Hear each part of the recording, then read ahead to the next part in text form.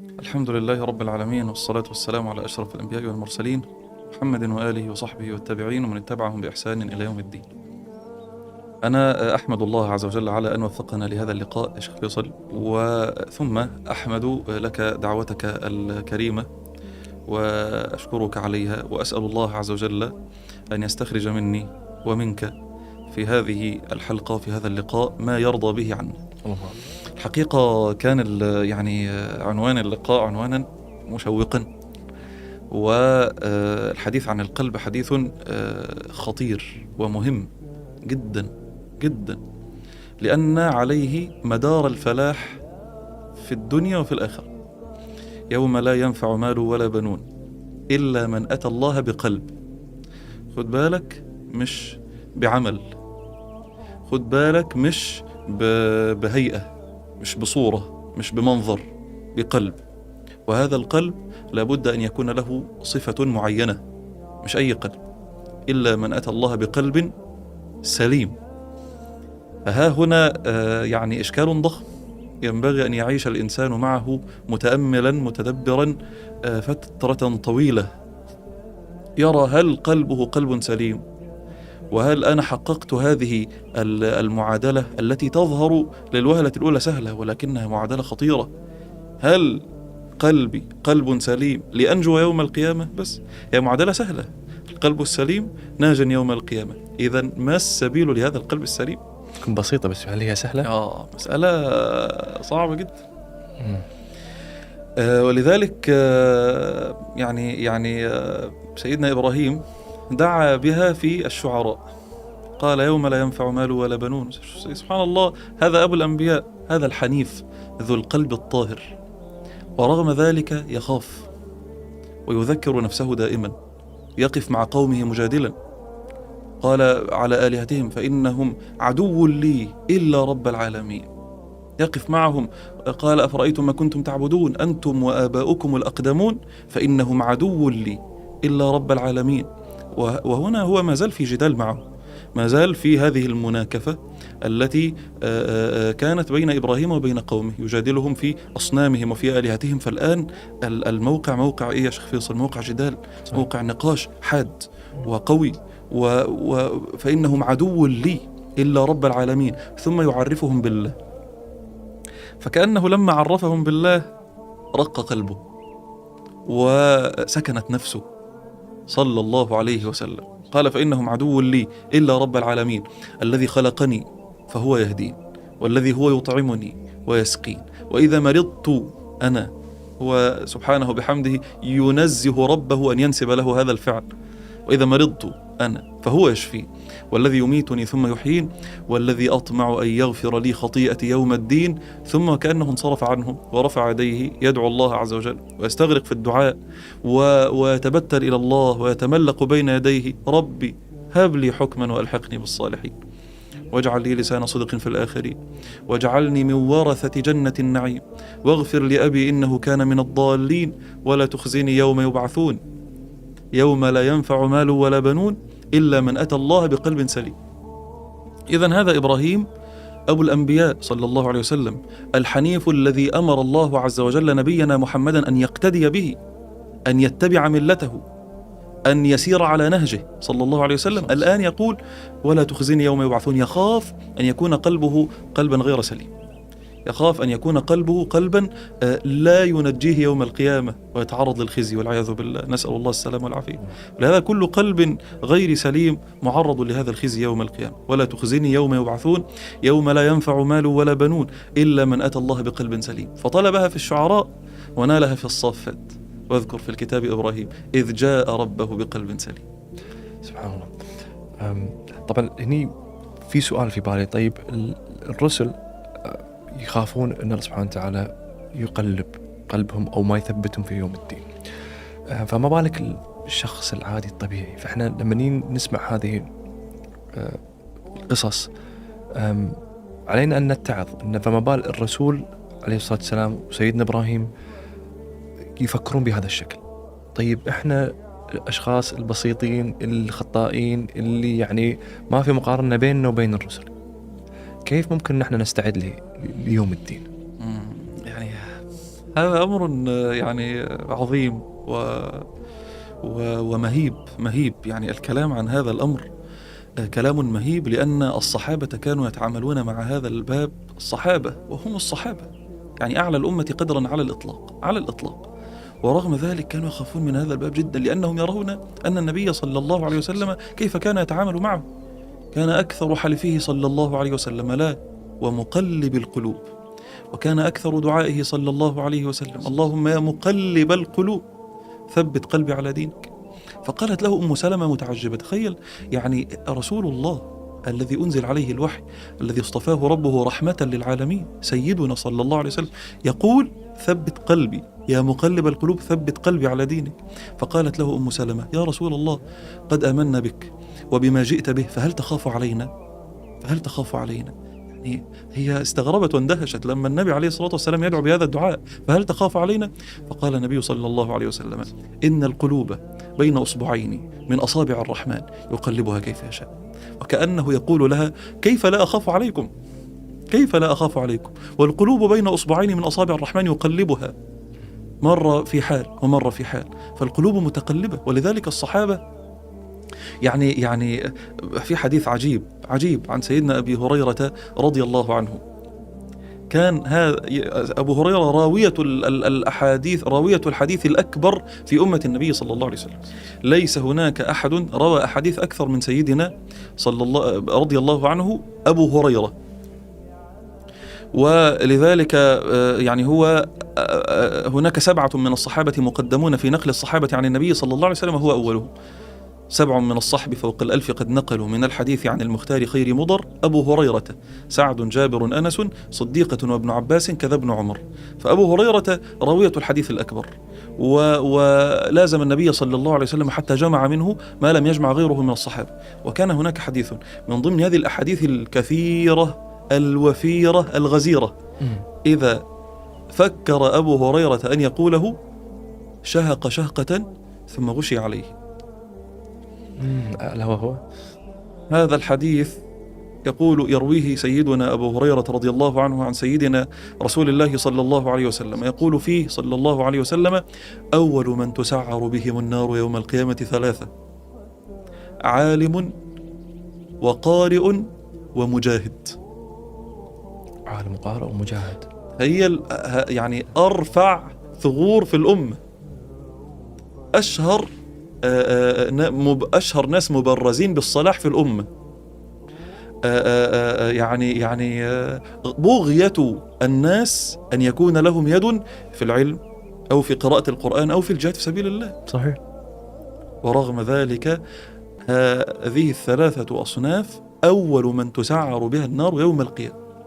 قال النبي صلى الله عليه وسلم: أول من تسعر بهم النار يوم القيامة 3: عالم وقارئ ومجاهد. يؤتى بالعالم فيقول له الله عز وجل: فيما تعلمت؟ فيقول: يا رب تعلمت فيك وعلمت فيك. فيقول الله عز وجل له: كذبت.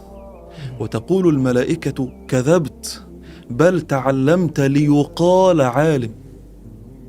منافق.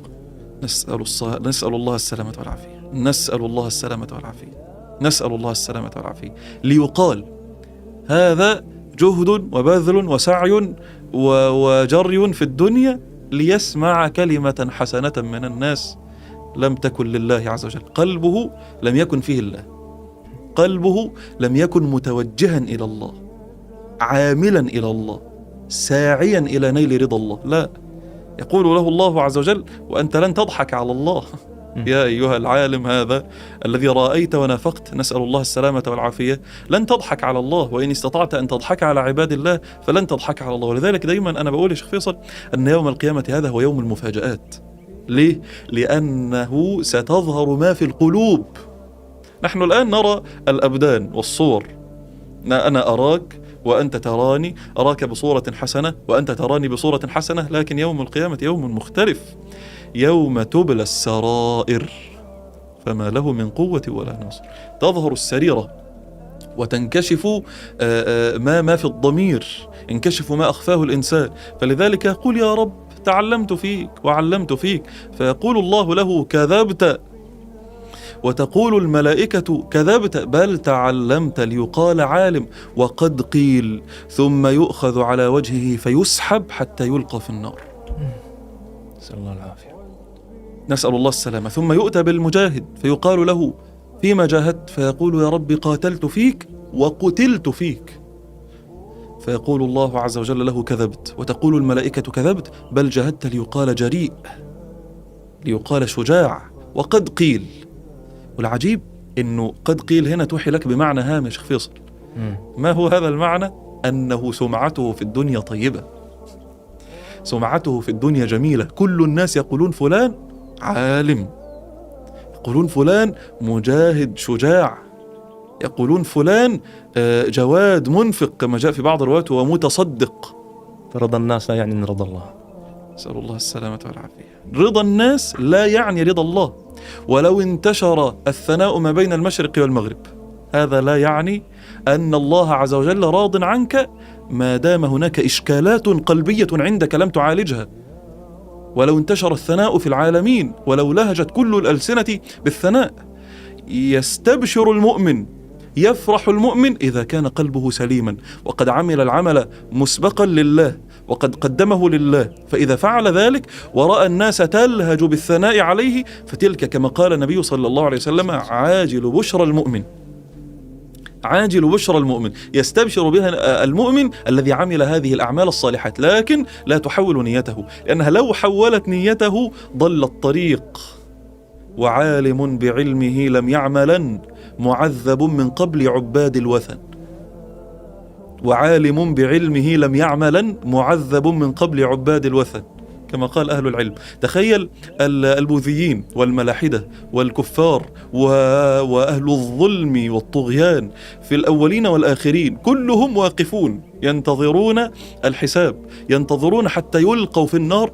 فيأتي الله عز وجل بهؤلاء الثلاثة المبرزين المشهورين ويقف بهم على رؤوس الأشهاد، ويكونون أول من تسعر بهم النار يوم القيامة، لأن قلوبهم لم تكن سليمة، لأن وجهتهم لم تكن إلى الله، لأن قصدهم لم يكن رضا الله، فيكون عبرة لكل. ولذلك كان أبو هريرة يشهق ويغشى عليه. كيف ذلك؟ هذا حري أن يجعلني دائما متأملا في قلبي ومركزا عليه وخائفا من أي دخن أو دغل أو شوائب تدخل فيه وتلوثه، تجعلني دائم الخوف، دائم الذعر، دائم الرعب، ولا تجعلني ناظرا للناس ولا آبها للناس. إن الله لا ينظر إلى صوركم ولا إلى أجسادكم، ولكن ينظر إلى قلوبكم. هذا محل نظر الرب. الله يطلع عليه وينظر ما فيه. أنت تظهر أمام الناس بصورة حسنة، لكن ما الذي في قلبك؟ ما الذي تضمره في هذه المضغة الصغيرة؟ تضمر حب الله وإرادة الله وسرعة التوبة إلى الله، أم تضمر غير ذلك؟ ولذلك القلب هذا بالأعمال القليلة وهو سليم تصير هذه الأعمال كثيرة، والقلب هذا بالأعمال الكثيرة وهو غير سليم تذهب هذه الأعمال هباء. ولذلك يقولون هذا القلب التأمل في القلب تجارة الأذكياء. التأمل في القلب تجارة الأذكياء. لماذا؟ لماذا؟ لأن القلب ربما يصلي الإنسان ركعتين بقلب سليم مقبل على الله، فيصير قدر هاتين الركعتين عظيما عند الله. وربما يصلي إنسان عشرات الركعات بقلب غافل، بقلب لاهن، بقلب ليس فيه تعظيم الله ولا محبة الله، فلا يصير لهذه الركعات قيمة عظيمة عند الله. قال ابن القيم قول عظيمة في هذا الصدد، في هذا الشأن، قال: فإن الأعمال لا تتفاضل بكثرة صورها ولا عددها. ولا الأعمال لا تتفاضل بين كثرة صورها وعددها. طيب، أيوة، هذا الآن عندنا مدار تفاضل الأعمال. كيف تتفاضل الأعمال؟ فإن الأعمال لا تتفاضل بتفاضل أو بكثرة صورها وعددها، ولكن تتفاضل بتفاضل ما في القلوب، فتكون صورة العملين واحدة وبينهما من التفاضل كما بين السماء والأرض. فأنه مو لأن أنت عملت هذا العمل معناته أن أنت راح تكسب منه، يعني أنت ما قاعد تتعامل مع ماكينة، أنت قاعد تتعامل مع رب العالمين. يا سلام، جميل. الأمر ليس بالظواهر، الأمر ليس كما قلت جزاك الله خير، هي مش ماكينة بتدخل شيء بتطلع شيء، عملت صليت ركعتين خلاص خدت ثوابهم، لا. ما الذي هنا؟ ما الذي في قلبك؟ ما الذي تضمره في نفسك هنا؟ لذلك كان النبي صلى الله عليه وسلم يعبر عن هذا المعنى خطيبا في الصحابة، منذرا لهم ومحذرا لهم: التقوى ها هنا، التقوى ها هنا، ويشير إلى صدره، وثلاث مرات: التقوى ها هنا، التقوى ها هنا، التقوى ها هنا. إياك أن تظن أن المسألة بثوب حسن وبشكل حسن وبهيئة جميلة، لا. فتكون صورة العملين واحدة كما قال ابن القيم، واحدة. يعني تخيل أنا وإنسان آخر وقفنا في نفس الصف في صلاة الجماعة، والإمام يتلو نفس الآيات، أنا وهو سمعنا نفس الآيات، وقلنا نفس الأذكار، وأطلنا في الصلاة نفس قدر الإطالة بالضبط، لكن واحد فينا صلاته مرتفعة عن الآخر. لماذا؟ لما في قلبه. فهنا إشكال ضخم يا شيخ فيصل، إن الإنسان ينبغي أن ينتبه لهذا المعنى، معنى أن القلب هو الحاكم، أن القلب هو الرافع للأعمال الخافض لها. رب درهم سبق 100,000 درهم، درهم يتصدق به الإنسان يسبق 100,000 درهم. ليه؟ لما في القلب، لما في القلب. بل أنا أزيد كما هو أعظم من ذلك، وأنا أحب هذه القصة جدا. عندنا قصة في السنة، قصة في غاية الرقة والجمال، وصاحبها لو أنا وأنت رأيناه، صاحب القصة هذه لو أنا وأنت رأيناه سنزدريه ونحتقره، ونقول في أنفسنا وإن لم يعني ننطق بها سنقول هذا لن يرد على جنة أبدا. يحكي لنا النبي صلى الله عليه وسلم عن رجل قتل 100 إنسان، قتل 100 إنسان، 100 إنسان. والعجيب أن 100 إنسان كانوا 99 لعلهم في مشاجرات وكذا مثله، يعني أهل شر وأهل سوء وأهل فساد، لكن رقم 100 في هؤلاء القتلى رجل عابد، رجل عابد. إن رجلا كان في من كان قبلكم قتل 99 نفسا، وإنه أراد أن يتوب. سبحان الله، ليس هناك مانع، مع كثرة الخطايا والذنوب أراد أن يتوب. فتح الله، وجود الله، وكرم الله جل جلاله. فسأل على عالم يستفتيه، يقول له هل لي من توبة؟ فدل على عابد، فذهب إلى هذا العابد وقال له هل لي من توبة؟ فلعل هذا العابد وقع في نفسه ما قلت لك الآن، أنه يعني أنت قتلت 99 نفس وتريد أن تتوب؟ فقال له لا. قال النبي صلى الله عليه وسلم فقتله وكمل به 100. الآن رقم 100 رجل عابد. والعجيب أنه حتى بعد ما قتل هذا العابد يعني ما زال يريد أن يتوب، فسأل على عالم فدل على عالم، فقال له هل لي من توبة؟ إنه قد قتل، يوري بالغائب تحقيرا، إنه قد قتل 100 نفس، فهل له من توبة؟ فقال له العالم ومن ذا يحول بينك وبين التوبة؟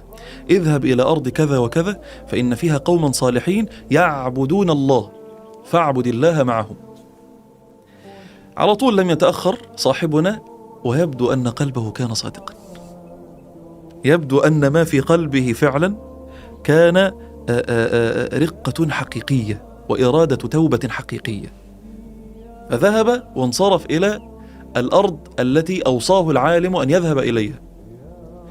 ففي وسط الطريق وهو ذاهب أدركته المنية، أدركه الموت.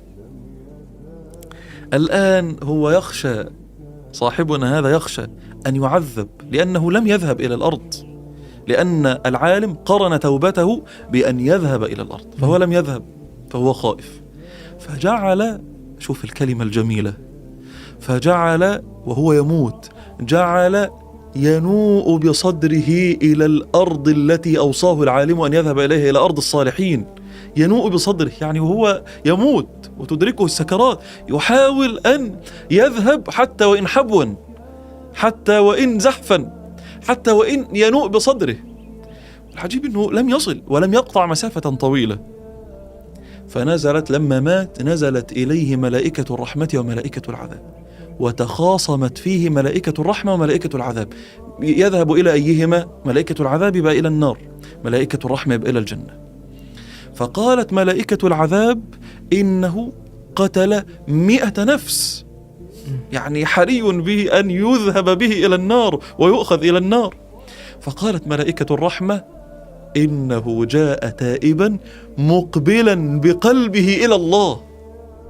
وهذا هو الشاهد عندي، رغم ما فعل ورغم ما ارتكب ورغم ما جنى في حق الله سبحانه بحمده، إلا أن ملائكة الرحمة رأت أنه جاء مقبلا بقلبه إلى الله عز وجل، فأوحى الله لهم أن قيسوا ما بين الأرضين فإلى أيتهما كان أقرب يؤخذ إليها.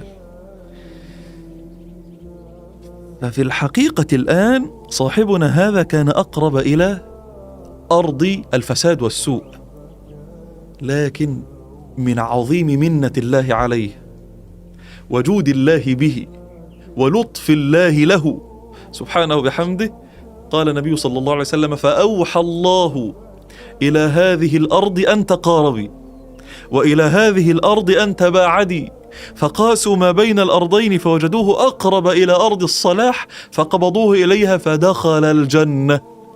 غير الله نواميس الدنيا لقلب صادق، غير الله سنن العالم لقلب صادق، التضاريس تبدلت وتغيرت لقلب صادق.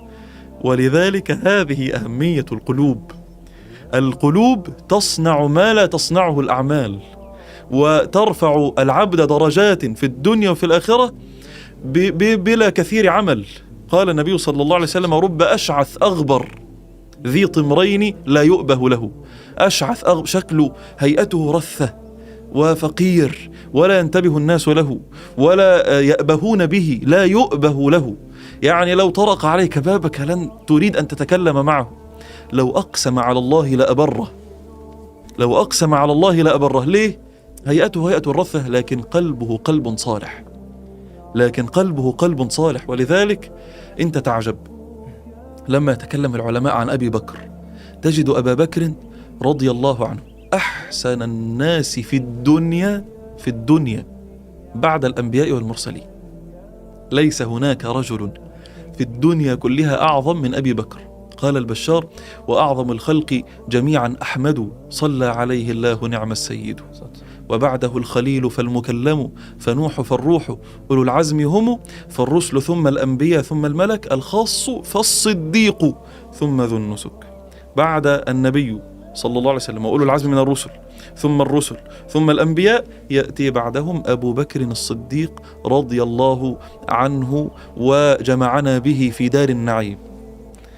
والعجيب أنك تجد العلماء لا يعظمونه في مجالات العبادات كما يعظمون سائر الصحابة. خالد بن وليد إذا ذكر خالد ذكر الجهاد، صحيح. إذا ذكر عمر ذكر القوة في دين الله، إذا ذكر معاذ ذكر العلم، أعلم أمته بالحلال والحرام، إذا ذكر أبو عبيدة ذكر الأمانة، أمين الأمة أبو عبيدة بن الجراح، وهكذا.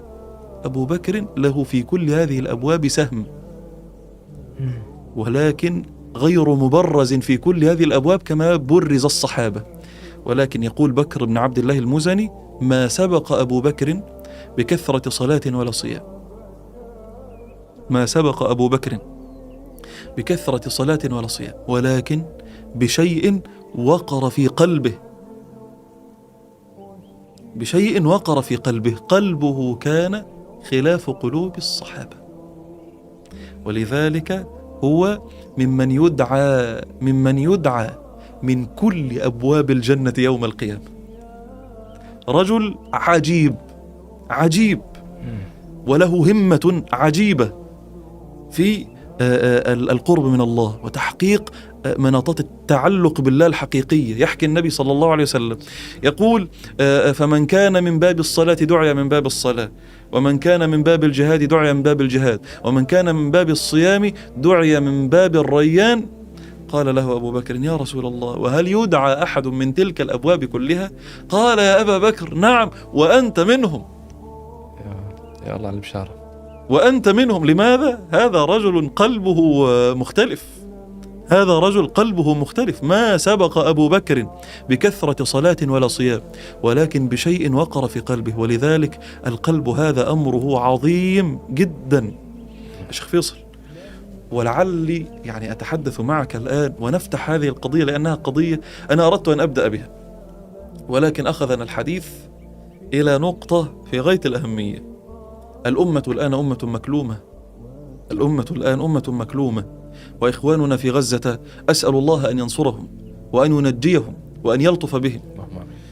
أنت ترى ما يحدث لهم، وأنت ترى ما هو واقع بهم من الصهاينة الملاعين. أسأل الله أن ينتقم منهم شر انتقام، وأن يمكن المسلمين من رقابهم، وأن يظهر المسلمين عليهم. النبي صلى الله عليه وسلم يحكي عن هذا الحال التي أصبحت فيه الأمة، حال صعبة، حال ذليلة، تكالبت علينا الأمم. قال النبي صلى الله عليه وسلم: يوشك أن تداعى عليكم الأمم كما تداعى الأكلة إلى قصعتها. الأمم كلها منقضة علينا، كلها متعاونة علينا، كلها متكالبة ومجتمعة ومتعاونة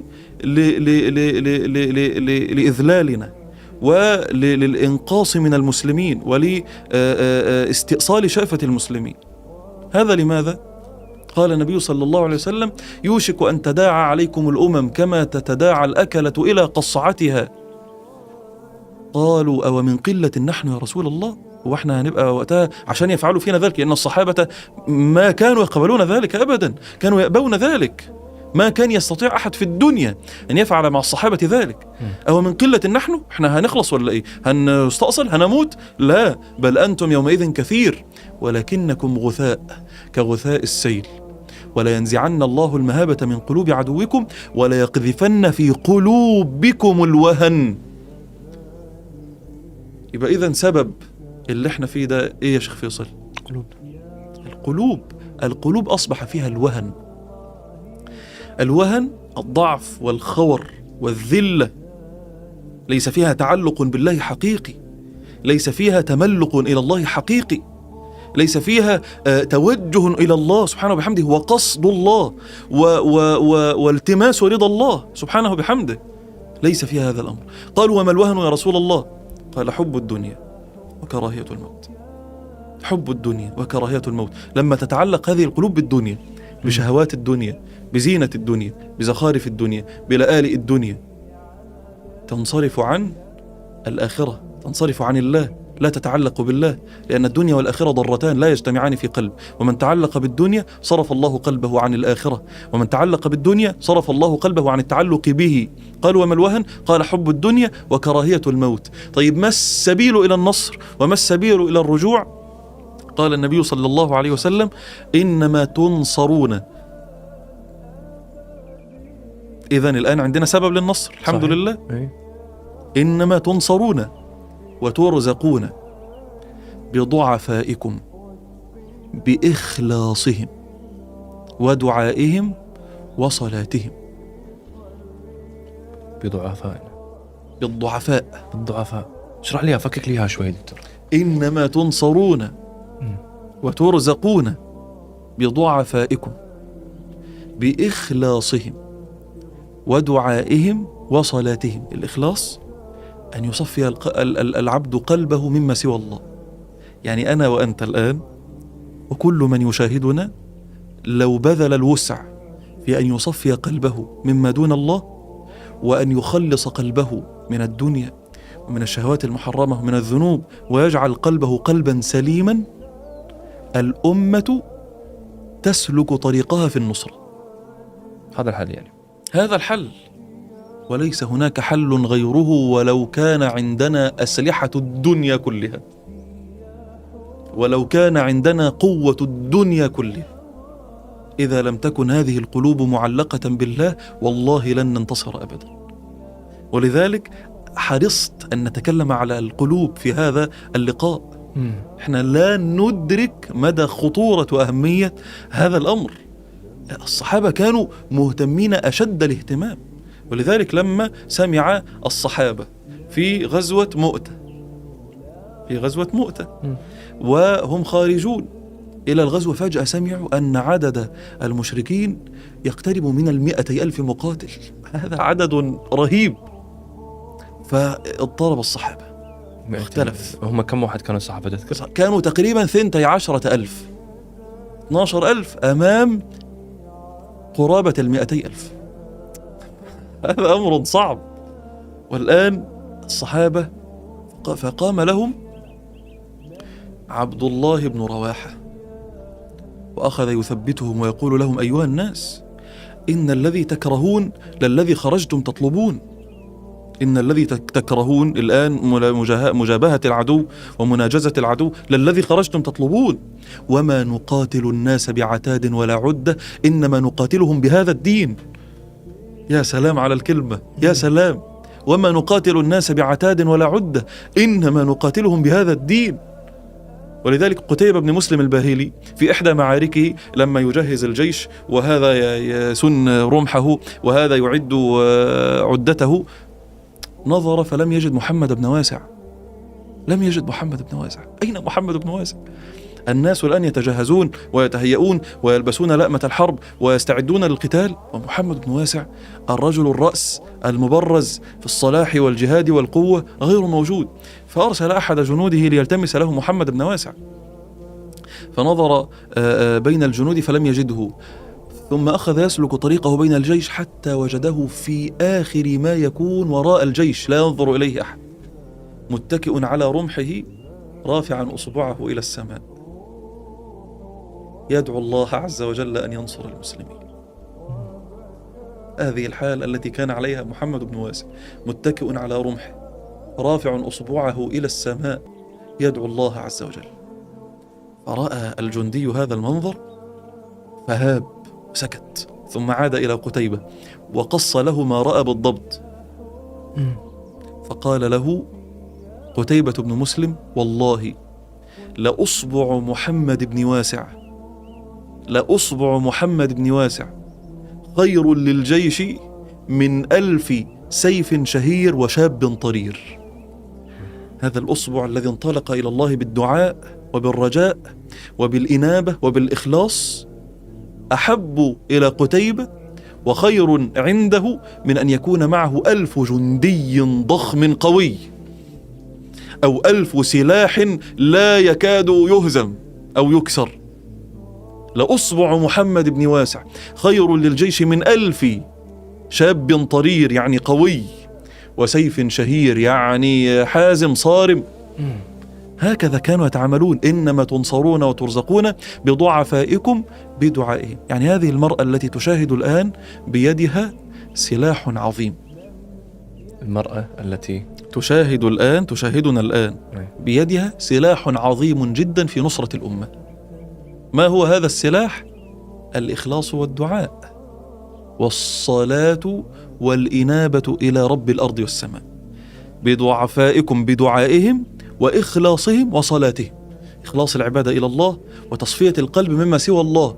والدعاء هذا السلاح الذي بأيدينا سلاح عظيم، والله سلاح عظيم، حتى يأذن الله عز وجل لنا في السلاح المادي المرئي. أنت قلت المادي المرئي، وأنا بالضبط هذه النقطة اللي كنت أنا بسألك عليها. نحن نعيش اليوم في ماديات حولنا، نحن نراها ونشاهدها ونعلم بقوة هذه الماديات سواء كانت سلاح ولا غيرها. يمكن كيف كانوا يفكرون المسلمين 12,000 جندي مقارنة 200,000 اللي كانوا مقابلهم؟ كانوا يستشعرون قوة مختلفة موجودة معهم وحاضرة. طيب القلب المؤمن، فرق بينه وبين القلب المتعلق بالدنيا، كيف يرى يعني القوة المادية الشخص المتعلق بالدنيا والشخص المتعلق بالآخر المتعلق بالله؟ أبي الفرق بينهم، كيف هذا يرى الحياة وكيف يرى الدنيا، وهذا الشخص كيف يرى الدنيا؟ ممتاز. هذا سؤال أجاب الله عز وجل عنه. ممتاز. أجاب الله عز وجل عنه في القرآن في آيتين 2. قال الله عز وجل: وأعدوا لهم ما استطعتم من قوة ومن رباط الخيل ترهبون به عدو الله وعدوكم. وانتبه إلى أن الله عز وجل قال: وأعدوا لهم ما استطعتم. فقط، مش وأعدوا لهم مثل ما أعدوا لكم من القوة، وأعدوا لهم إزاء ومقابل قوتهم وعتادهم وعدتهم، لا، ما استطعتم، ترهبون به عدو الله وعدوكم. فلما يعد المسلمون ما باستطاعتهم وهم مقدمون التعلق بالله والاعتماد على الله والتوكل على الله، ينصرهم الله عز وجل.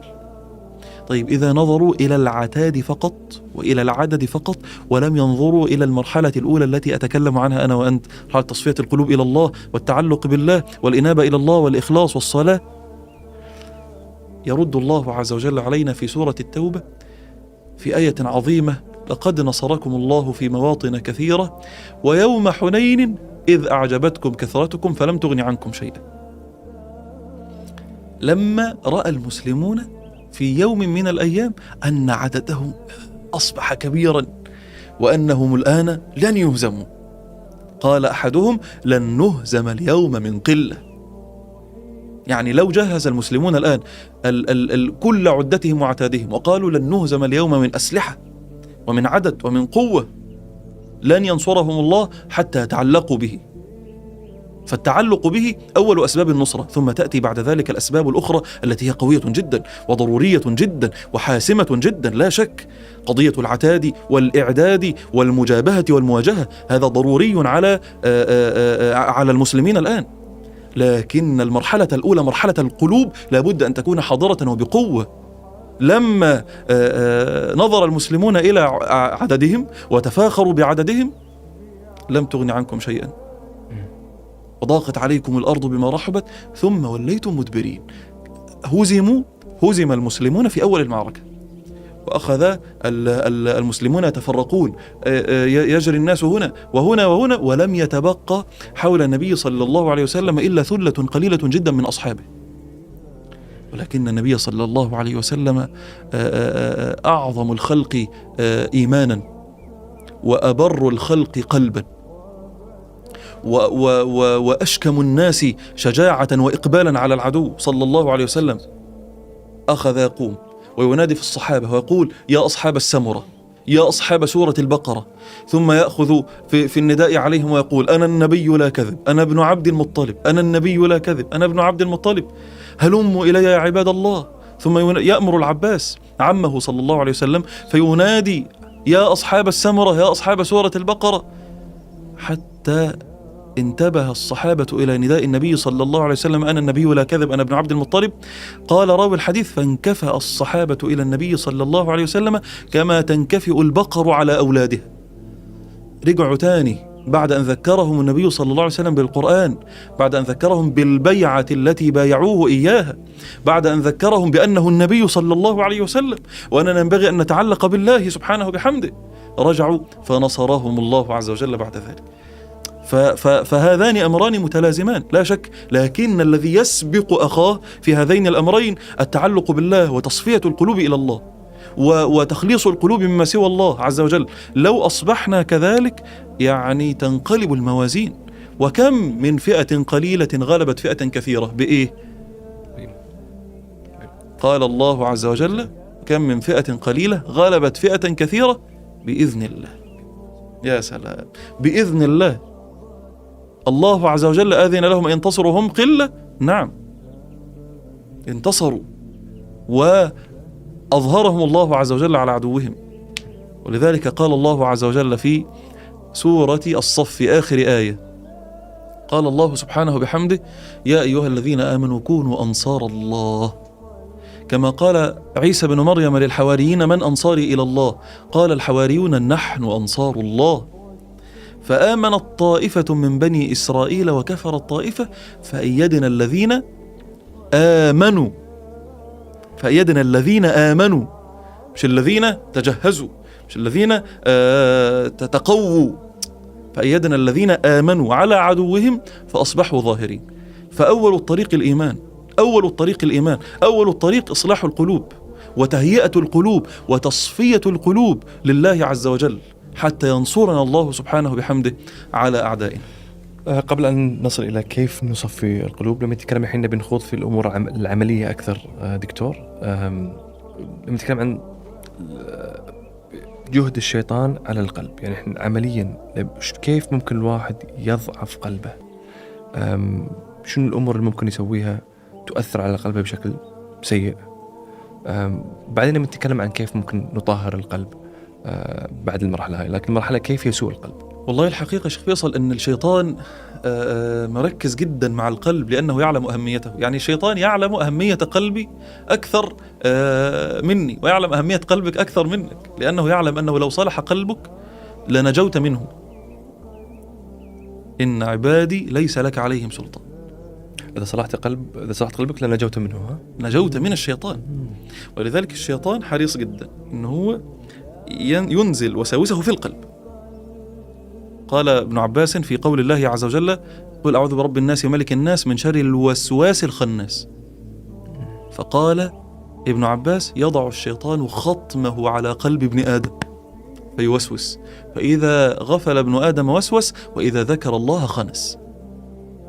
إذن الشيطان مركز مع مسألة القلب جدا، وحريص على أنه يقذف في قلب الإنسان ما يؤذيه وما يزعجه وما يسلب الإيمان منه.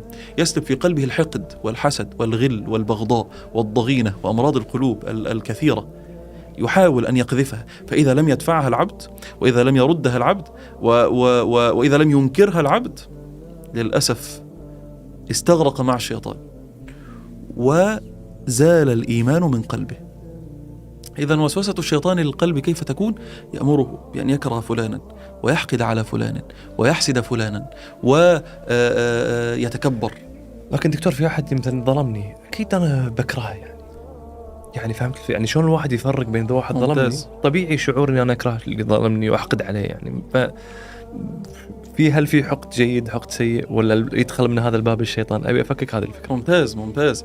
هنا لا شك، هنا شعرة بين الغضب الطبيعي الفطري وبين الغضب الشيطاني، بين الانزعاج من شخص أو شيء من الكراهية لشخص معين بسبب إيذاء أو بسبب إزعاج أو بسبب ظلم بين واضح، فهذا يكون له قدره. لكن هذا لا يدفعني أن يستطيل هذا الغضب وهذه الكراهية في القلب فيجعلني أكرهه كرها زائدا عن الحد بسبب الفعل الذي فعله. فينبغي أن يكون، إذا أردت أن أوضح لك، ينبغي أن يكون مقدار الانزعاج والكره لشخص إذا ظلم ظلما واضحا وبينا لا بأس.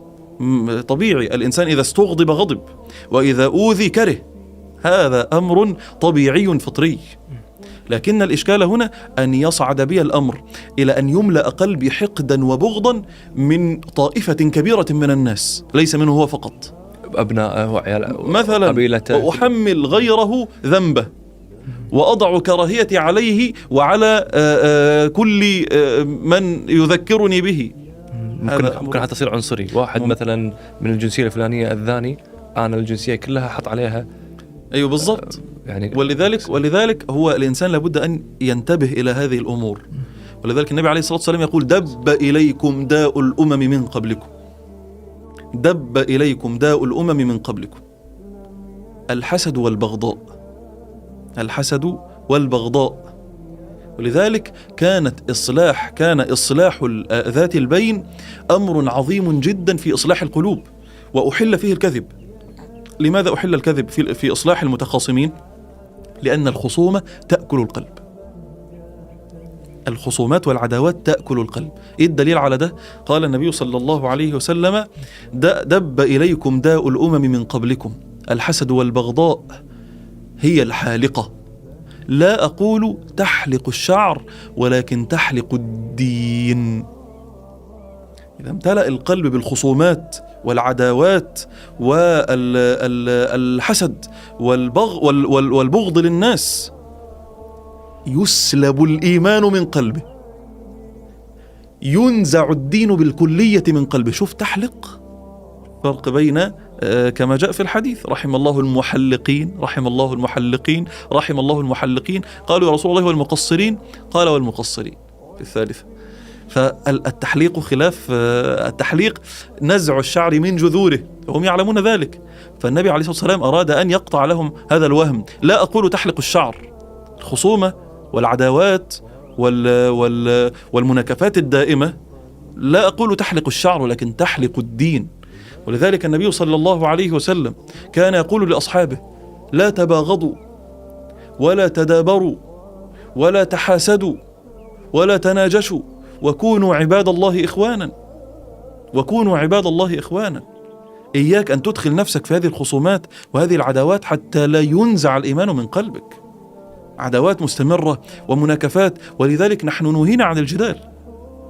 لماذا نهينا عن الجدال؟ لأن الجدال يغر الصدر. قال النبي صلى الله عليه وسلم: أنا زعيم ببيت في ربض الجنة لمن ترك الجدال وإن كان محقا.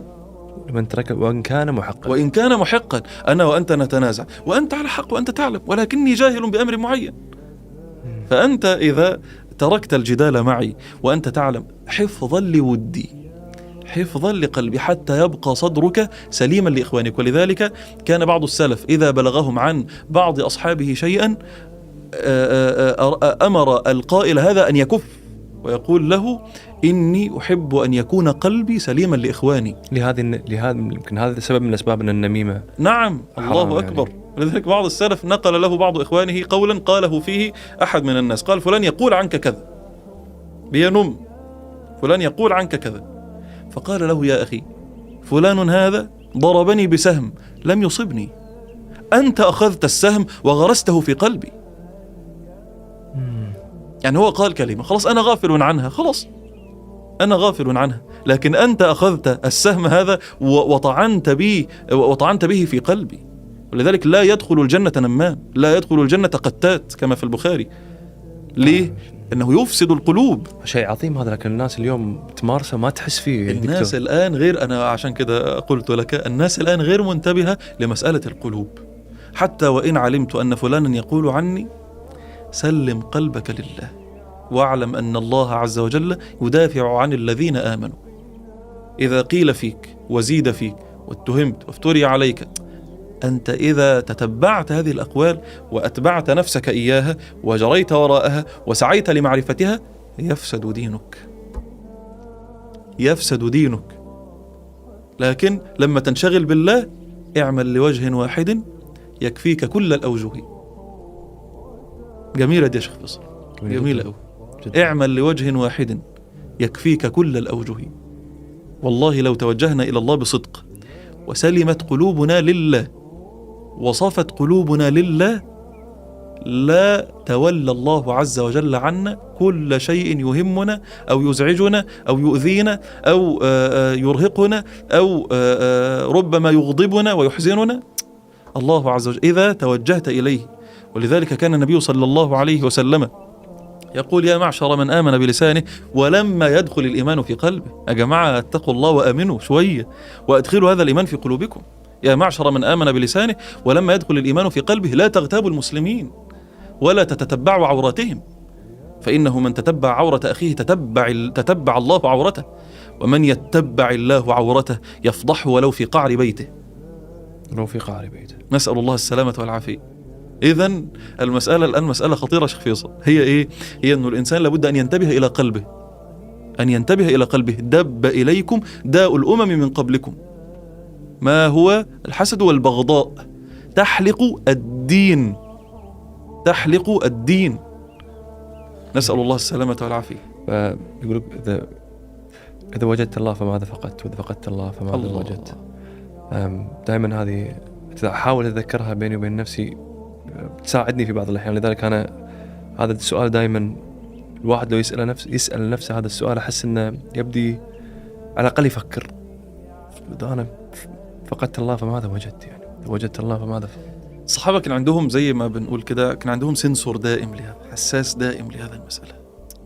أنا قلبي عمل إيه مع الله؟ أنا قلبي سليم ولا قلبي في مشكلة؟ لأنه هو عارف لو خسر الله عز وجل خسر كل شيء.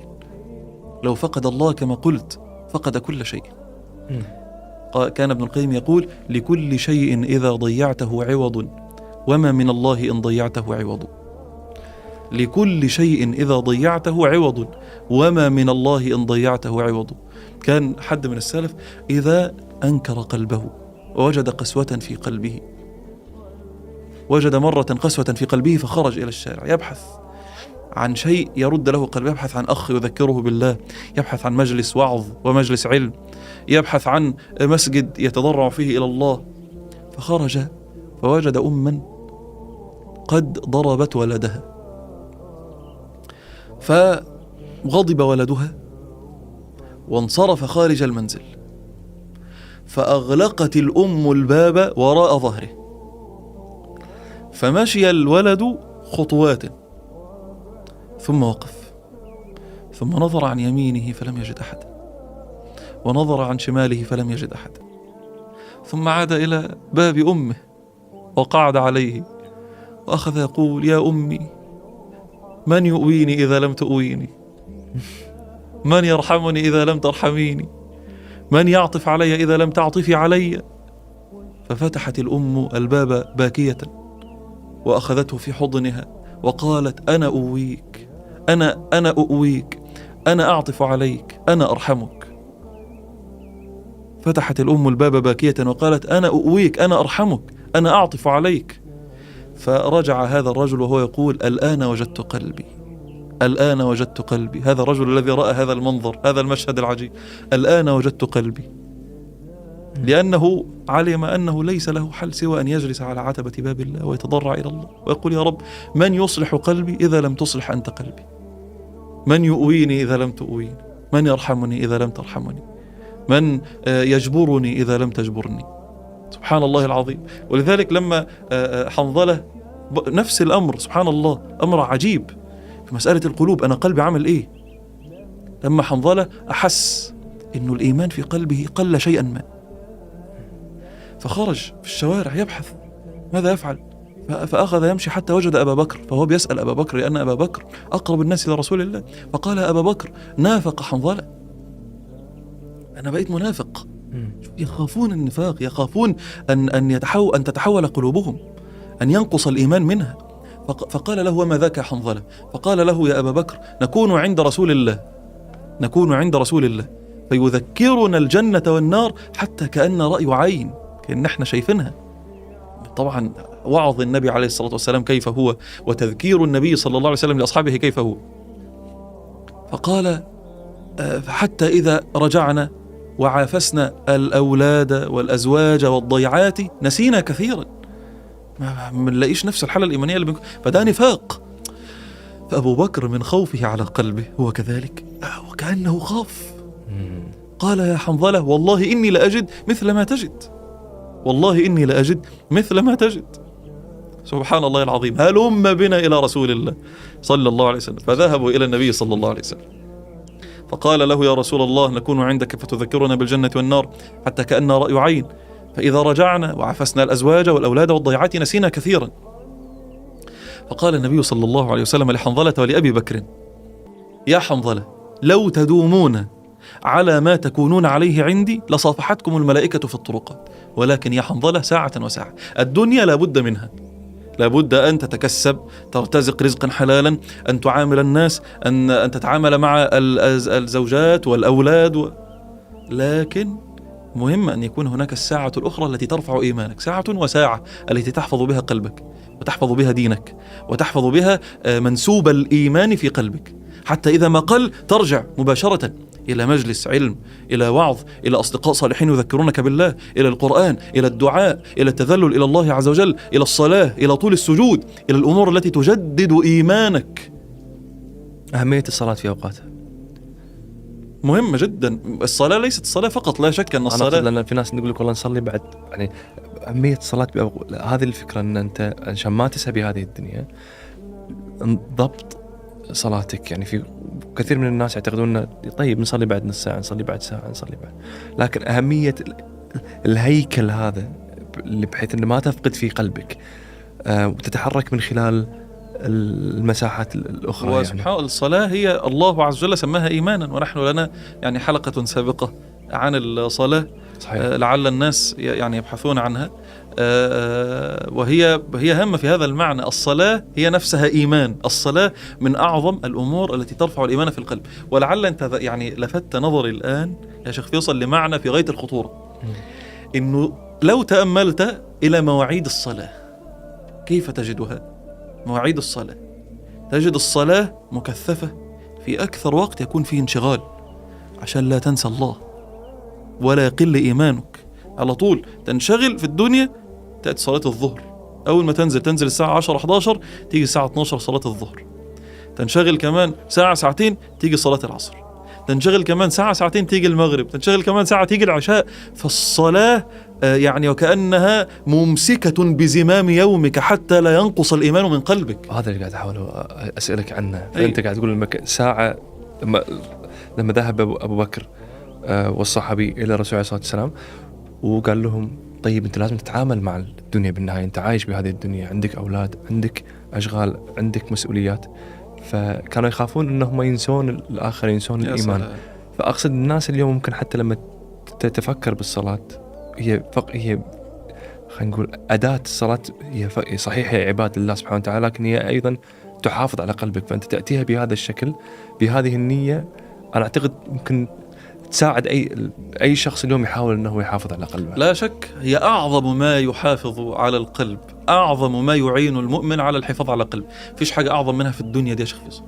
يعني بقى لو قعدنا نقول سبب، مش عارف هتحضر درس إيه، ولا هتسمع موعظة كيف، ولا هتقرأ إيه.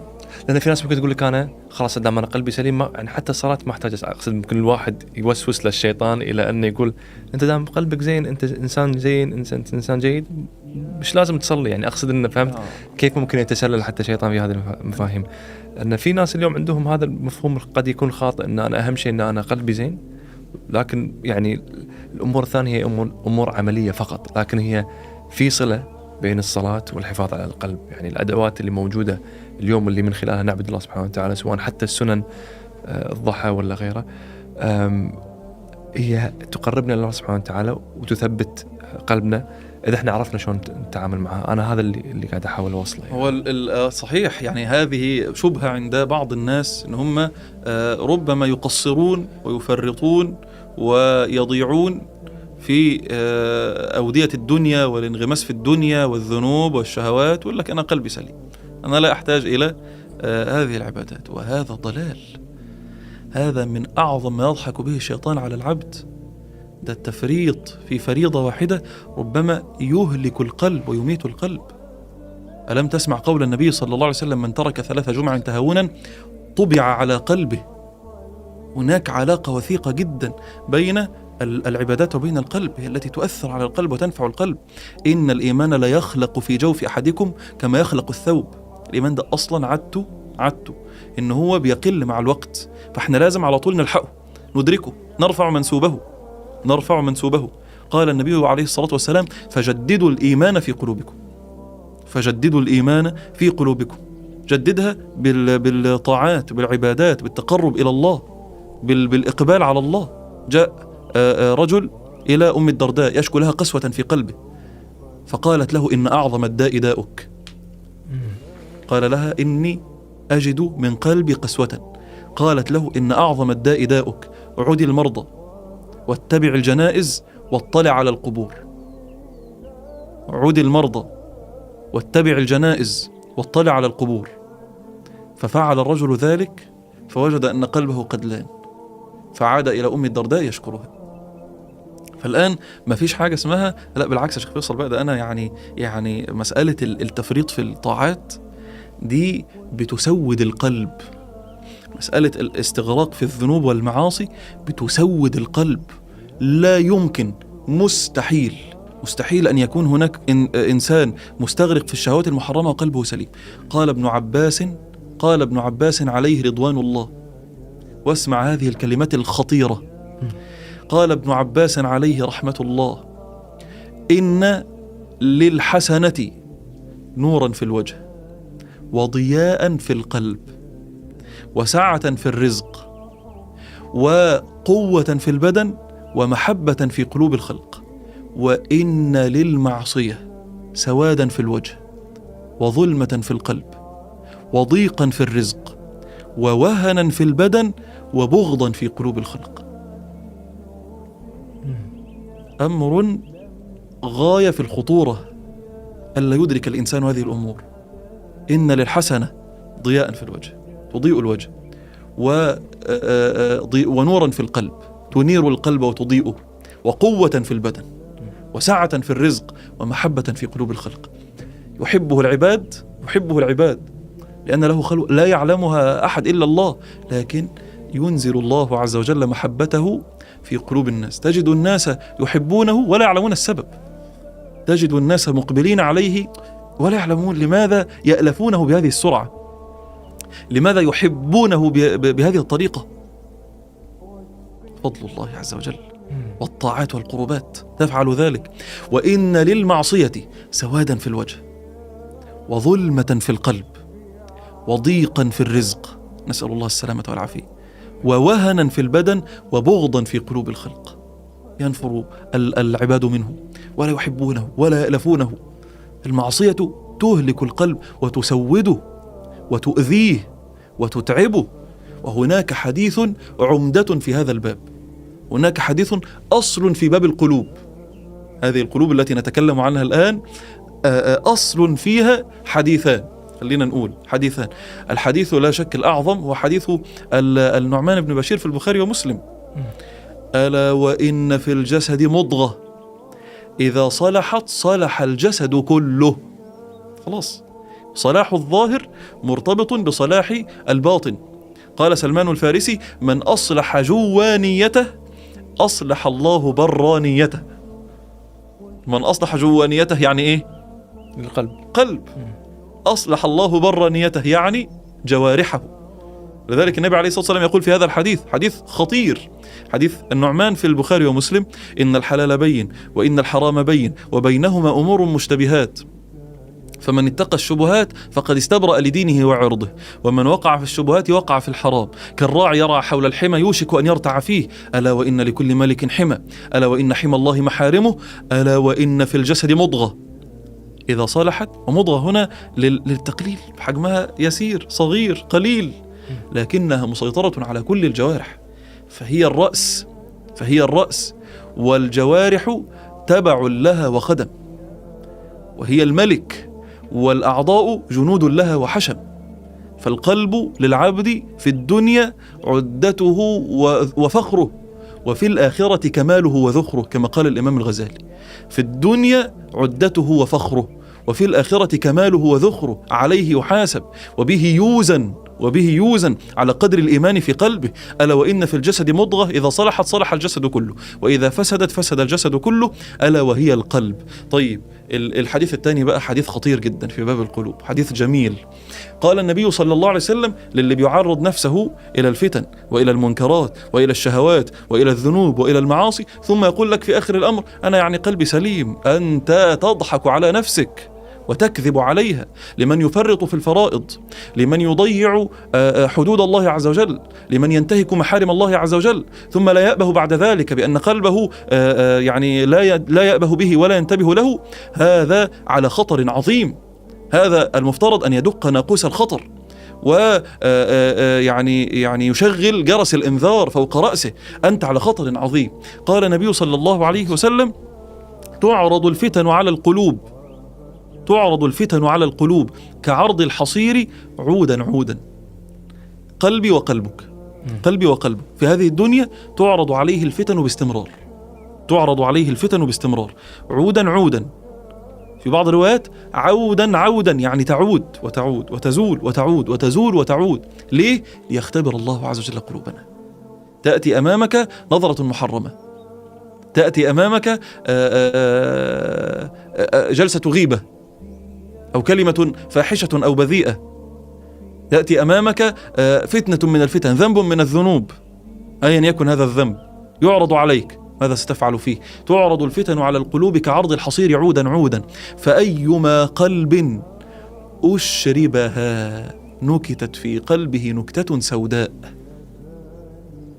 وأيما قلب أنكرها نكتت في قلبه نكتة بيضاء، حتى تصير القلوب على قلبين: قلب أبيض كالصفا لا تضره فتنة ما دامت السماوات والأرض، وقلب أسود مرباد كالكوز مجخيا لا يعرف معروفا ولا ينكر منكرا إلا ما أشرب من هواه. يعني إيه؟ يعني إيه قلب أبيض كالصفا؟ قلب من كتر ما هو أنكر المعاصي وابتعد عنها وذبها عنه وابتعد عن مواطنها وأماكنها ومظانها، وابتعد عن الناس الذين يذكرونه بها، وابتعد عن من يدفعونه إليها ويعينونه عليها، ابتعد عن كل هؤلاء. فأيما قلب أنكرها، ده معنى أنكرها، يصير قلبه أبيض كالصفا لا تضره فتنة. بعد ذلك يكون عنده مناعة يستطيع أن يجابه بها الفتن والمنكرات، ولا يتلذذ بمعصية، ولا يجد من نفسه أزا شديدا إلى المعصية. لا، هو الآن أصبحت نفسه مطمئنة. وهكذا تكون مراحل تطهير القلب يا شيخ فيصل. مراحل تطهير القلب إنه تعرض علينا هذه الفتن فنكون أقوياء، نرد الفتنة وراء الفتنة والذنب وراء الذنب والمعصية وراء المعصية، حتى نصل إلى هذه المرحلة من مجابهة الفتن وقوة القلب وطهارة القلب وقوة القلب. أما القلب الثاني هذا يصبح الذي كلما عرضت عليه فتنة قبلها، نظر حرام ينظر،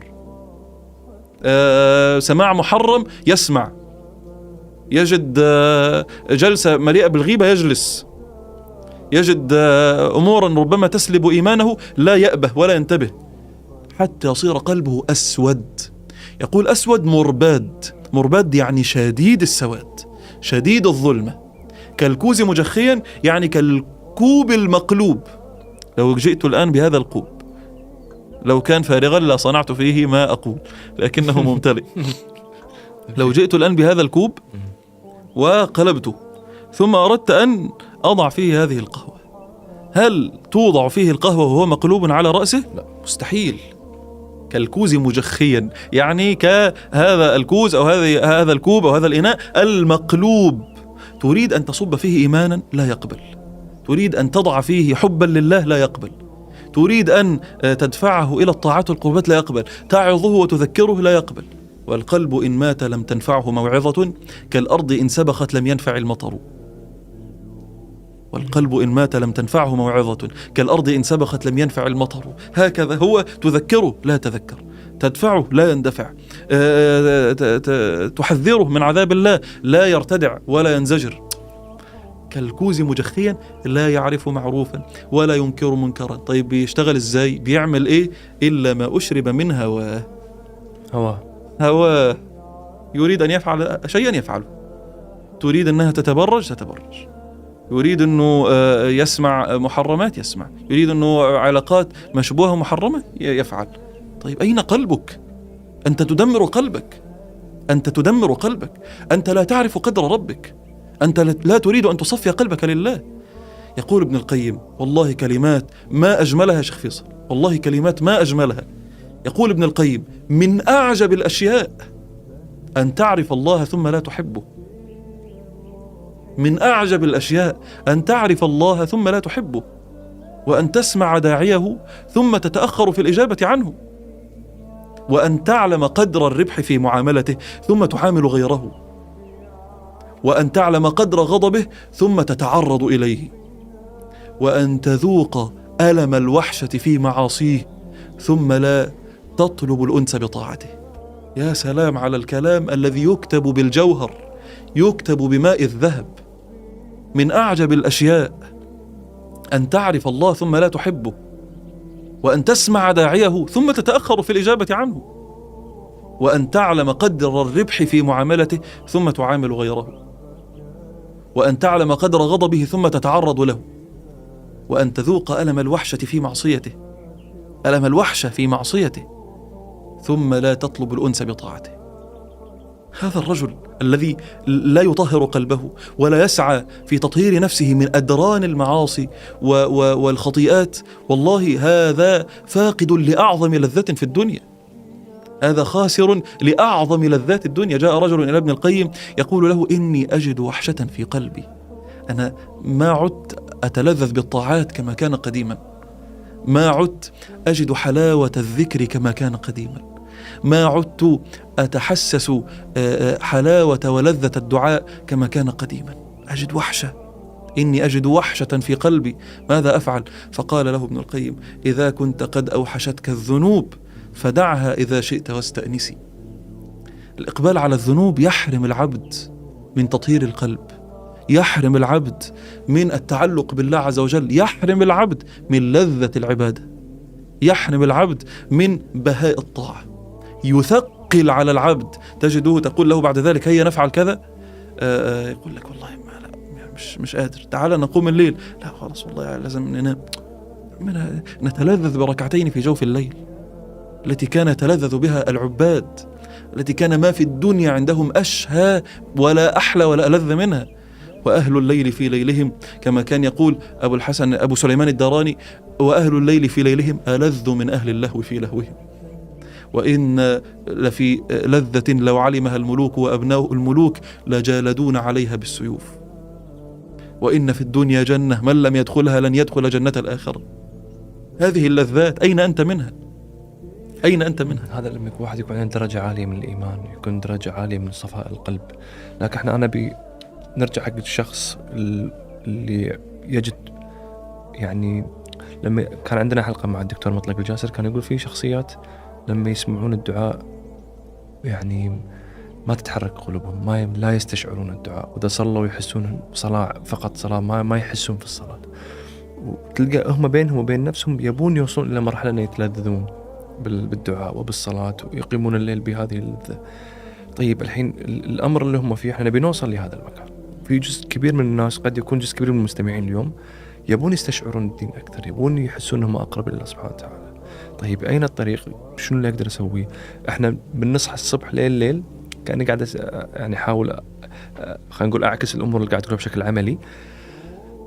تعرض علينا الفتن، فعندنا اليوم خيار من الصبح لليل ان احنا يعني يا نكف عن هذه الفتن او ان احنا نقبل فيها. فانا الحين ابي انتقل من القلب، ممكن قبل ان انتقل هو القلب خلينا نقول الاسود، هو ايضا مش بس بعيد عن الله سبحانه وتعالى، هو جبان، يعني في امور حتى دنيويه هو يعتقد انه قاعد يكسب فيها، لكن هو بالاصل مو كاسبها.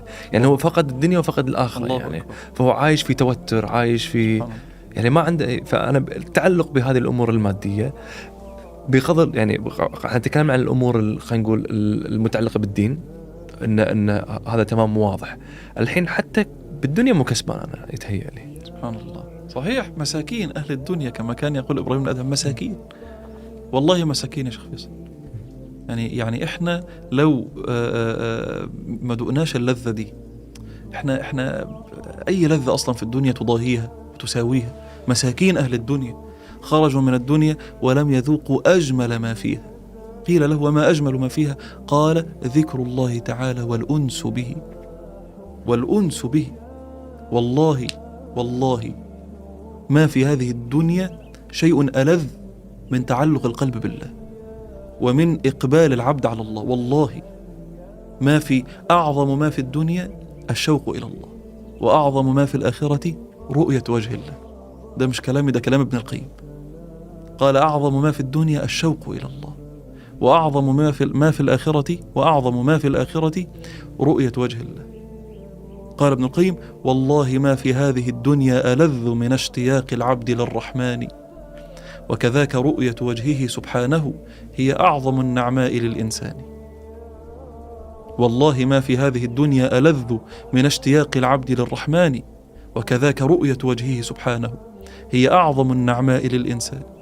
لكن لما على الران على القلوب، وأصبحت القلوب يعني مقبلة على الدنيا، منشغلة بالشهوات، بالذنوب، بالمعاصي، لم تجد هذه اللذة، غابت عنها أعظم لذة في الدنيا. والله، قال ابن القيم: والله لو أن القلوب سليمة لتقطعت أسفا من الحرمان. والله لو أن القلوب سليمة لتقطعت أسفا من الحرمان، لكنها سكر بحب حياتها الدنيا وسوف تفيق بعد أوان. لكنها سكر بحب حياتها الدنيا وسوف تفيق بعد أوان. قال يحيى بن معاذ: الدنيا خمر الشيطان، من شرب منه لم يفق إلا نادما في عسكر الموتى من الغافلين. الذي ينغمس في الدنيا، في شهوات الدنيا، في لذات الدنيا، في بهرجة الدنيا، يريد أن يحصل منها المال، تركيزه كله على الجاه، تركيزه كله على المنصب، تركيزه كله على صولجان الدنيا وبهرجتها وزخارفها. فمتى تطلب الأنس بالله هذا لن يفيق إلا وهو بين يدي الله محاسب، قد ضيع الدنيا، لذة الدنيا وبهاء الدنيا وجمال الدنيا وحلاوة الدنيا في طاعة الله، وضيع الآخرة في أن يكون من الآمنين وأن يرى وجه رب العالمين. والله لو يعلم الإنسان أنه بعدم إصلاح قلبه يضيع على نفسه هذه الفرصة لكان هذا كفيلا بأن يذيب قلبه، بأن يميته، يعني يهلكه، أنه يعلم أنه ربما يحجب عن الله في الآخرة. كيف يحجب عن الله في الآخرة؟ ما هي الذنوب لو تكاثرت على القلب تجعل على القلب الران. قال النبي صلى الله عليه وسلم: إن العبد إذا أذنب ذنبا نكت في قلبه نكتة، فإن تاب ونزع واستغفر صقل قلبه، فإن لم يتب صارت النكت على قلبه فذلك الران الذي ذكر الله عز وجل في القرآن: كلا بل ران على قلوبهم ما كانوا يكسبون. الذنب بعد الذنب بعد الذنب يجعل على القلب رانا، يجعل على القلب درنا وقذرا. هذا الران يحجب صاحبه عن رؤية الله يوم القيامة. وفكر فيها كما تفكر، أن نحجب عن رؤية وجه الله عز وجل يوم القيامة. قال الله عز وجل: كلا بل ران على قلوبهم ما كانوا يكسبون، بعدها على طول: كلا إنهم عن ربهم يومئذ لمحجوبون. فإذا فكرت أنك، نسأل الله السلامة والعافية، إذا فكرت أن هناك عبدا ربما يحرم من رؤية وجه الله بسبب ذنوبه، تكون أعظم شيء على نفسه وأقسى شيء على قلبه، لا يرضى بذلك أبدا. والله هذا السبب وحده كفيل بأن يترك العبد كل الذنوب والمعاصي ويتوب إلى الله ويهيئ هذا القلب حتى يرى وجه الرب يوم القيامة. والله ما في هذه الدنيا ألذ من اشتياق العبد للرحمن، وكذاك رؤية وجهه سبحانه هي أعظم النعماء للإنسان. يقول الله عز وجل كما في الحديث للمؤمنين يوم القيامة وهم في الجنة: أي عبادي هل رضيتم؟ يقولون يا رب وما لنا لا نرضى، وما لنا لا نرضى، وقد أدخلتنا الجنة وباعدتنا عن النار، وقد أدخلتنا الجنة وباعدتنا عن النار. فيقول الله عز وجل لهم: أولا أعطيكم ما هو أعظم من ذلك؟ فيقولون يا ربي وأي شيء أعظم من ذلك؟ وفي حاجة أعظم من الجنة وأعظم من إن إحنا نجونا من النار؟ فيكشف الحجاب، فما أعطي المؤمنون شيئا أحب إلى قلوبهم من رؤية وجه ربهم عز وجل. فما أعطي المؤمنون وهم في الجنة شيئا أحب إليهم، أحب إلى قلوبهم، ألذ عندهم، أنعم في نفوسهم من رؤية وجه ربهم عز وجل. هذا شيء عظيم، نسأل الله عز وجل أن يرزقنا إياه. فيا بائعا هذا ببخس معجل، كأنك لا تدري بلى سوف تعلم، فإن كنت لا تدري فتلك مصيبة، وإن كنت تدري فالمصيبة أعظم. طيب دكتور، إذا بدنا نتكلم عن فكرة إصلاح القلب، في سورة البقرة كلنا قريناها في بداية سورة البقرة، الله سبحانه وتعالى يقول: في قلوبهم مرض فزادهم الله مرضا. ففي ناس فيهم مرض من القلب ويبون يتخلصون من هذا المرض، يبون يتقربون الله سبحانه وتعالى. ما في أي شخص اليوم مسلم تقول له أنت ودك أن تتخلص من هذه الشهوات وتكون أقوى منها وتتصالح مع دينك وتبحث فيه أكثر وتتقرب إلى الله سبحانه وتعالى. ما في أحد راح يقول لا أريد ذلك، الكل يريد ذلك. لكن نبي نعرف ما هو الطريق الذي علمه، الذي تكلم عنه الرسول عليه الصلاة والسلام، وخلنا ناخذ شواهد موجودة في القرآن من خلالها نقدر نعرف ما هو الطريق الصحيح اللي المفروض كل مسلم اليوم يسلكه. سؤال ممتاز، ولا شك أنه هام وضروري بعد ما تكلمنا عن خطورة القلب المريض والقلب الزائغ والقلب الفاسد وضرورة تحقيق القلب السليم. فكيف نحقق القلب السليم؟ كيف نسعى لإدراك طهارة القلب وزكاة القلب ونقاء القلب؟ لأن هذا أعظم ما يسعى إليه المؤمن قبل العبادات. يعني أنا عاوز أقول لك يا شيخ فيصل إنه الصلاة فرضت في الإسراء والمعراج بعد سنين من بعثة النبي صلى الله عليه وسلم.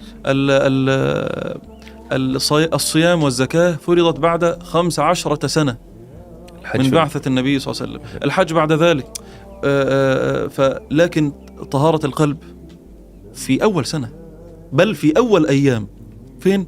في قول الله عز وجل: يا أيها المدثر قم فأنذر وربك فكبر وثيابك فطهر. قال ابن القيم وجمهور المفسرين من الأولين ومن بعدهم على أن المراد بالقلب هنا، على أن المراد بالثياب هنا هو القلب. وثيابك فطهر، لا تغفل عن قلبك، طهر قلبك. ولذلك ما حكم في إذا قلنا ما حكم تعلم الأمور التي يطهر بها القلب؟ هي فريضة من فرائض الأعيان على كل إنسان، من فرائض الأعيان على كل مسلم أن يتعلم ما يحمي به قلبه. حماية القلب من الشيطان من الفرائض على الأعيان. قال أحد الشناقطة: وعلم أدوية أدواء القلوب، قال يعني منظومة طويلة في الفرائض العين على المسلم. ماذا يتعلم؟ فقال: يتعلم ما تقيم به عبادته، ويتعلم ما تصح به عقيدته، وما يطهر به قلبه. هذه الثلاثة أمور. قال: فعلم ما اعتقادك به يصح وجوبه العيني وأمر متضح. ومن فروض العين علمك بما به تقيم كل فرض لزم، كالعلم بالوضوء والصلاة والحج والصيام والزكاة. وعلم أدوية أدواء القلوب مما على الأعيان كان ذا وجوب. لابد أن تتعلم ما يطهر به قلبك. إيه الأمور اللي يطهر بها قلبك؟ ده مهم وخطير، وإلا ستضيع. ففرض عين عليك أن تتعلم ما يطهر به قلبك. كيف يطهر قلبك؟ أولا أن تعلم أن الأمر يحتاج إلى مجاهدة وإلى تشمير، لأن هذا أمر عظيم. تخيل إبراهيم صلى الله عليه وسلم أبو الأنبياء يخاف ويقول: ولا تخزني يوم يبعثون يوم لا ينفع مال ولا بنون إلا من أتى الله بقلب سليم. فهذه مسألة تستحق التعب، تستحق العناء، تستحق أن تتعنى وتتحمل المشاق من أجلها. قال الحسن البصري: ليس الإيمان بالتمني ولا بالتحلي، ولكن ما وقر في القلب وصدقه العمل. فمن قال خيرا وعمل خيرا قبل منه، ومن قال خيرا وعمل غير ذلك لم يقبل منه. ليس الإيمان بإيه يا شيخ فيصل؟ بالتمني. مش إن أنا أقول لا إن شاء الله أنا مؤمن، مش إن شاء الله أنا مؤمن. أين دليلك على أنك مؤمن؟ قالت الأعراب آمنا قل لم تؤمنوا ولكن قولوا أسلمنا ولما يدخل الإيمان في قلوبكم. فارق ضخم. الأمر ليس به قالت لا، ليس الإيمان بالتمني ولا بالتحلي. مش معنى أن أنا لبست ثيابا يلبسها الصالحون أو يظهر بها الأتقياء يبقى أنا كده أصبحت. أبدا. الإيمان هنا ليس الإيمان بالتمني ولا بالتحلي، ولكن ما وقر في القلب وصدقه العمل. فمن قال خيرا وعمل خيرا قبل منه، ومن قال خيرا وعمل غير ذلك لم يقبل منه. إذن نحتاج أن نصلح هذا، نحتاج أن ننتبه إلى هذا، نحتاج أن ندرك خطورة وأهمية هذا. ما أول شيء نفعله؟ نلجأ لرب قلبي، نلجأ له بالدعاء وبالتضرع وبالمسكنة، أن يصلحه، أن يغيثه من مرضه، أن ينقذه، لأنه هو الذي يملكه. إن القلوب بين أصبعين من أصابع الرحمن يقلبها كيف يشاء. فلذلك كان أكثر دعائه صلى الله عليه وسلم: اللهم يا مقلب القلوب ثبت قلبي على دينك. نحفظ هذا الدعاء ونردده. وكان من دعاء سيدنا صلى الله عليه وسلم: اللهم إني أسألك قلبا خاشعا وأعوذ بك من قلب لا يخشع. نحفظ هذا الدعاء ونردده. كان من دعائه صلى الله عليه وسلم: اللهم إني أعوذ بك من العجز والكسل والجبن والبخل والهرم وعذاب القبر. اللهم آت نفسي تقواها وزكها أنت خير من زكاها، أنت خير من زكاها، أنت وليها ومولاها. اللهم إني أعوذ بك من قلب لا يخشع، ومن عين لا تدمع، ومن نفس لا تشبع، ومن علم لا ينفع، ومن دعوة لا يستجاب لها. إذن الدعاء الطويل بإصلاح القلب هذا أمر خطير، لأنه لن يصلح قلبك أعظم من الله ولا أجل من الله. لو أراد أن يصلحه في يوم وليلة أصلحه وأزال عنه الدرن والسوء والفساد، يجعل قلبك في لحظة قلبا سليما فاجتباه ربه فجعله من الصالحين. بحب الآية دي جدا، شوف بمنتهى السهولة، بس ربنا عز وجل يجتبي، ليس شيئا صعبا عليه سبحانه وبحمده، فاجتباه ربه فجعله من الصالحين. سبحان الله، أنت تريد أن تكون من الصالحين وأنا كذلك أريد أن أكون من الصالحين. ماذا نفعل؟ نلجأ لمصلح الصالحين، نلجأ لمن يزكي النفوس، لمن يتولاها فيصلحها ويطهرها. فتقول: اللهم أصلح قلبي، اللهم ثبت قلبي، اللهم إني أسألك قلبا خاشعا، اللهم إني أعوذ بك من قلب لا يخشع. وتردد هذه الدعوات في كل سجدة، في كل وقت تتحرى فيه الإجابة. هذا أمر خطير والله، لأننا لو تكلمنا عن الأمور المادية سيظن الناس أنها أعمل 1 2 3 وخلاص كده الأمر. لا أبدا، المسألة ليست بذلك، المسألة ليست بذلك أبدا، بل الذي يصلح الصالحين هو رب العالمين. أذهب الله سبحانه وتعالى سبحانه بحمده، لا بد أن تذهب إليه، ليس لنا خيار سوى أن نجلس على عتبة بابه. خرج الرجل وهو يقول: أين قلبي؟ فوجد الطفل يجلس على عتبة باب أمه ويقول لها: يا أمي إذا لم ترحميني، إذا لم تؤويني، إذا لم تعطفي علي. فرجع وهو يعلم أن هذا هو السبيل وهذا هو الطريق، أن نجلس على عتبة باب الله. قف بالخضوع ونادي يا الله، إن الكريم يجيب من ناداه. قف بالخضوع ونادي يا الله، إن الكريم يجيب من ناداه. فتجلس وترفع يدك وتقول له: يا رب أنا أملك قلبا قاسيا فأصلح لي قلبي. يا رب أملك قلبا كقطعة حجر، اللهم ارزقني لين القلب ورقة القلب. اللهم إني أسألك أن ترزقني الاستمتاع بالطاعة والتلذذ بها بقلب سليم صاف نقي مقبل عليك. هذه أمور عظيمة ينبغي أن يردد الإنسان هذه الدعوات في كل صباح ومساء. وبعد أن يدعو يأخذ السبل المادية، وهي أول شيء يتوب إلى الله ويترك الذنوب، لأن الذنوب هي أعظم سبب لإماتة القلب وأعظم سبب لقسوة القلب. رأيت الذنوب تميت القلوب وقد يورث الذل إدمانها، وترك الذنوب حياة القلوب، وترك الذنوب حياة القلوب، وخير لنفسك عصيانها. تريد لقلبك أن يحيا وأن يطهر وأن يصفو، اترك الذنوب. التحدي هذا بين القلب والجوارح والسلوك، هذا التحدي يعني ان الواحد يبدأ من القلب ويعني يشمر ذراعه ويحاول يعني يكف عن هذه الذنوب، لكن في عاداته تكون موجودة عنده يحاول انه يتخلص منها. أبيك يعني نتكلم شوي عن هذه العلاقة، علاقة الجوارح مع القلب. الله، شوف أقول لك على حاجة، هي علاقة خارجية أو خلينا نقول داخلية خارجية. علاقة داخلية خارجية. أنا في الأول بعمل إيش فيصل؟ أنا في الأول ببطل ذنوب، بترك الذنوب، لكن بجد في ذلك بعض العناء، بجد في ذلك بعض الصعوبة. ليه؟ أنا بحاول أن أنا أغض بصري بعد ما كنت مطلق بصري، بحاول أن أنا أمسك جوارحي عن الحرام، بحاول أن أنا أمسك لساني عن الحرام. لما أمسك لساني عن الحرام وأمسك عيني عن الحرام سأجد بعض الصعوبة، لكن هذا تأثيره على القلب إيه؟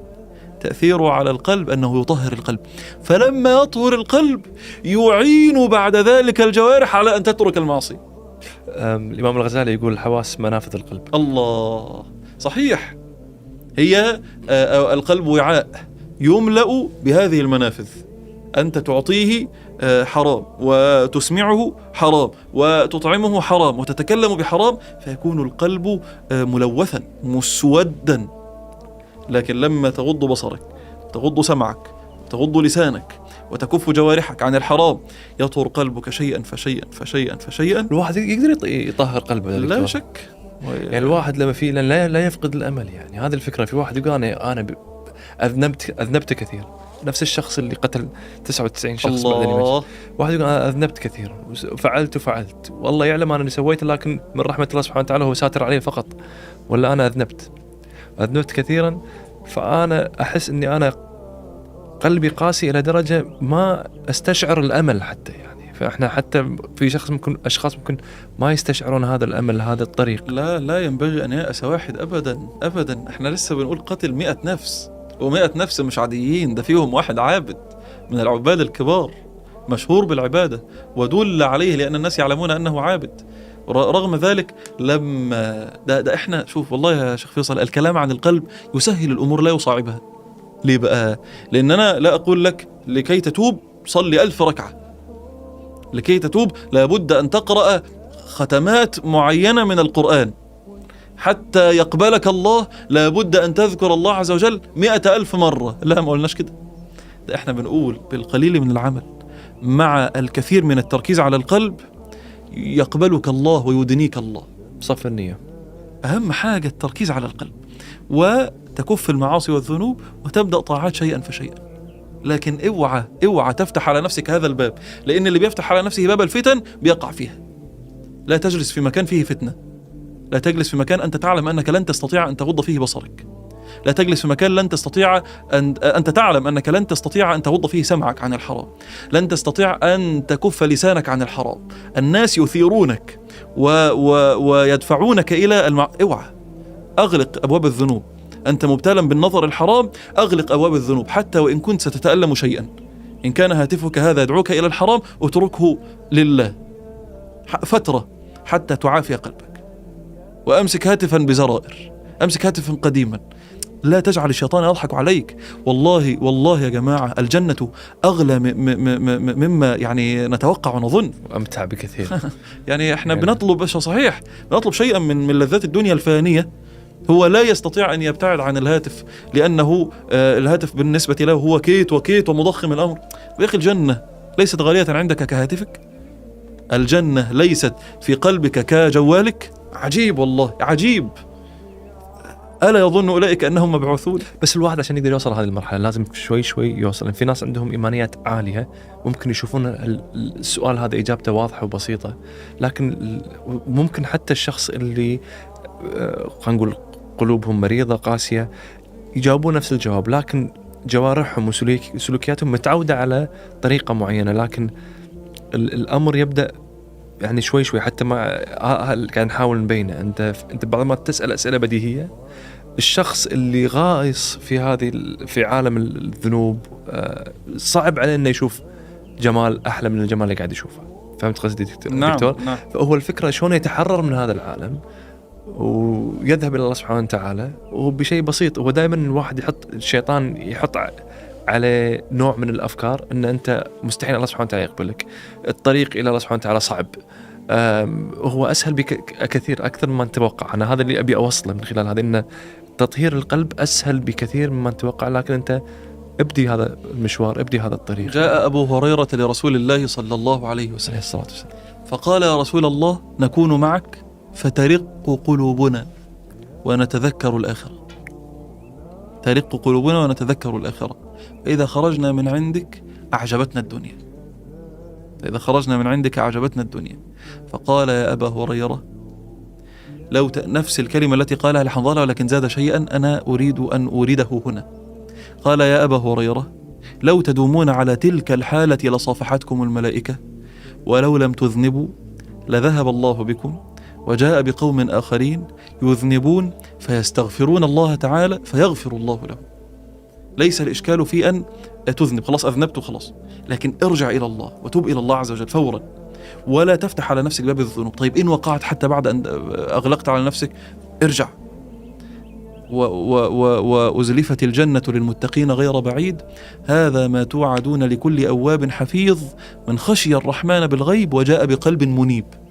هذا الذي يدخل الجنة وتزلف له الجنة من خشي الرحمن بالغيب، بيخاف ربنا، وجاء بقلب منيب يعني رجاع، كل ما يقع يقوم، كلما يذنب يتوب. منيب يعني رجاع، يرجع بعد الزلة، يرجع إلى الطاعة، بعد الوقوع يرجع إلى القرب، بعد البعد يرجع إلى التضرع إلى الله عز وجل والتملق بين يديه. هكذا العبد.